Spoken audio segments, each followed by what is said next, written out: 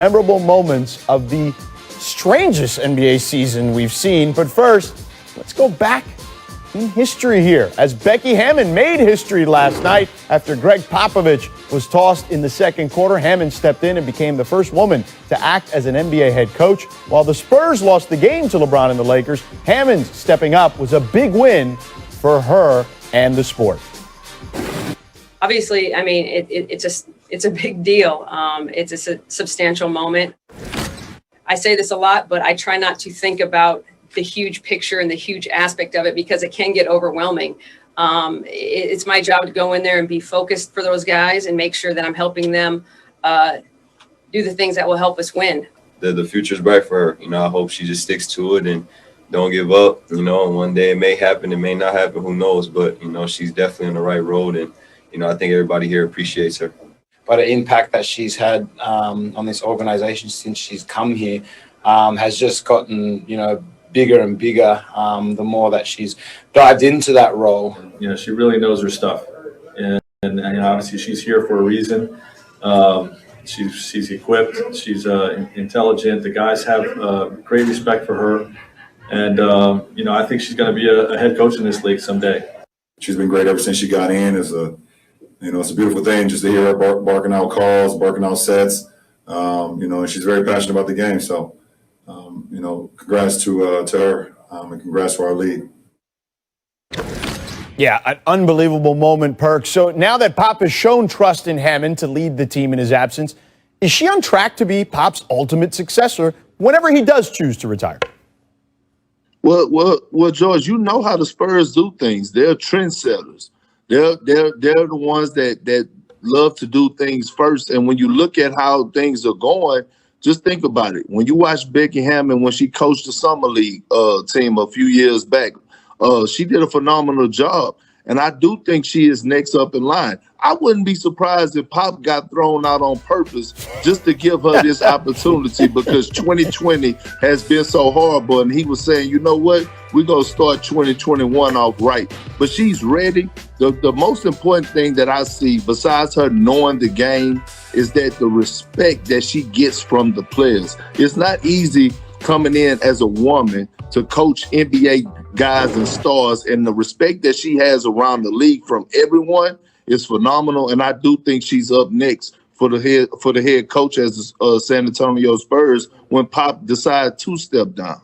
Yeah, look, to your point, ultimately, game recognizes game, right, Perk? That's the way this works. She's one of the greatest female basketball players we've ever seen. And forget about female. She's one of the greatest basketball players we've ever seen. So she clearly, as you mentioned, is ready for that moment. And look, we're not saying it's happening tomorrow. We're not trying to get rid of you, Pop. But she has clearly shown the ability to handle the position. Now, Hammon wasn't the only person making history last night, as LeBron James, on his 36th birthday, became the first NBA player to ever score at least 10 points in 1,000 consecutive games. That's dating all the way back to 2007.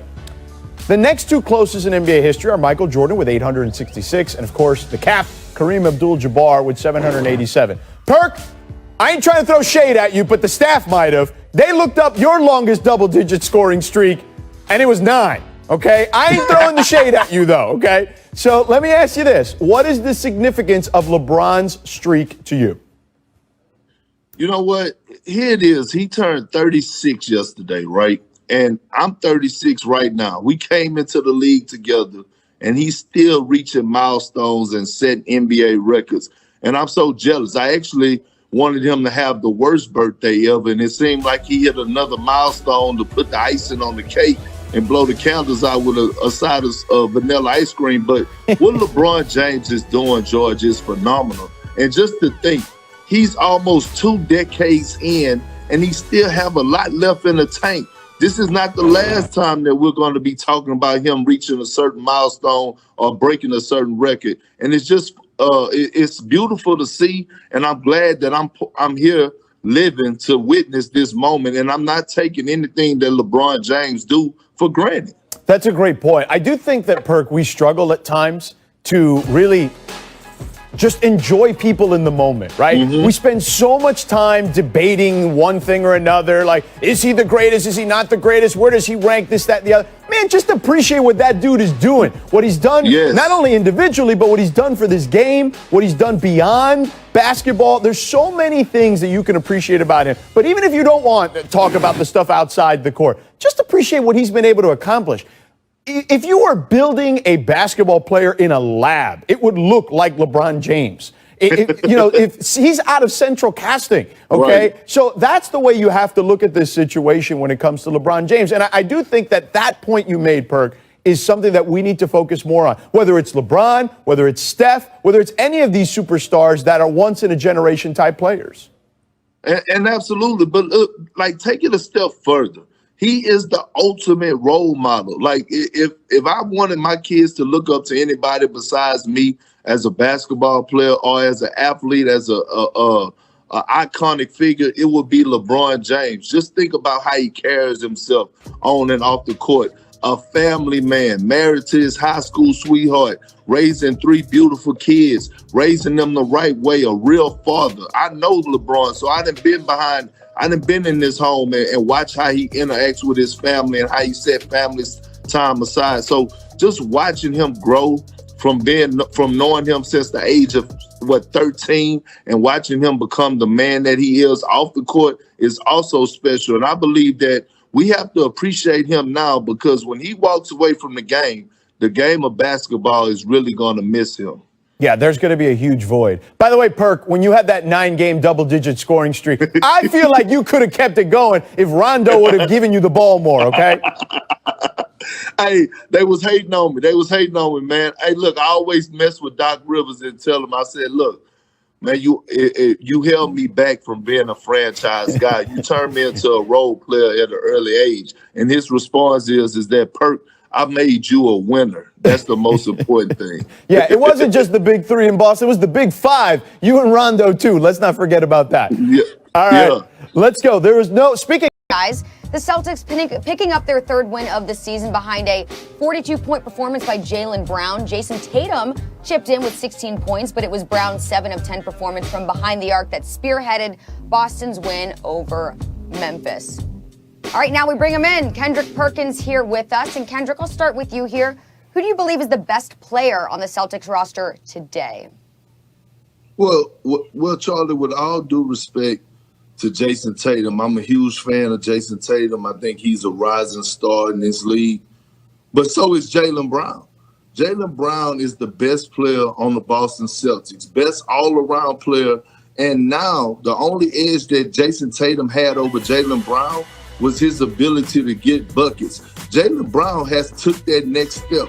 It's nothing Jaylen Brown can't do offensively that no one else can do in the league. He has 0 flaws in his offensive game. He has a mid-range package. He could slash to the basket. He could drive to the basket with his right or left hand, finish strong at the rim. His 3-point percentage is up. And here's what I knew when I knew that Jaylen Brown took the leap that he is an elite player in this league.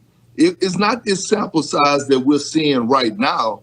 It's what he did last year in the bubble, in the postseason. He was the most consistent player on the Celtic team last year. When Gordon Hayward went out, it was his time to step up. Just think about what he did before the pandemic, averaging 20 points a night and not getting a single play call for him. He was the 4th option, shooting 50% from the field. So coming into this season, it's a reason why in the preseason I picked Jaylen Brown to win Most Improved Player, because I said, 1, finally Gordon Hayward is gone and is finally out of his way. 2, Kemba is hurt. We're going to watch Jaylen Brown emerge into the superstar that he is. And in my opinion, not only is he excellent on the offensive end, but on the defensive end, he's one of one. Could switch 1 through 5 pick and rolls, and is one of the best elite defenders at the wing position that we have in this league. So when I'm looking at this Boston Celtic team, it's no doubt in my mind, with all due respect to Jason Tatum, but Jaylen Brown is the best player on the Boston Celtics.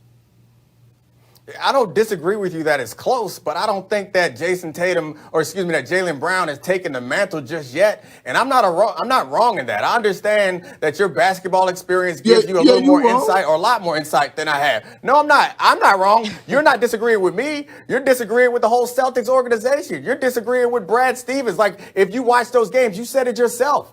Jason Tatum has more plays called for him. You know why? Because they think he's better. They think that he's better. That's why they give him the ball. And you talk about who's the best player at the end of games, we find out who teams really believe in, who teams really trust in those clutch situations and close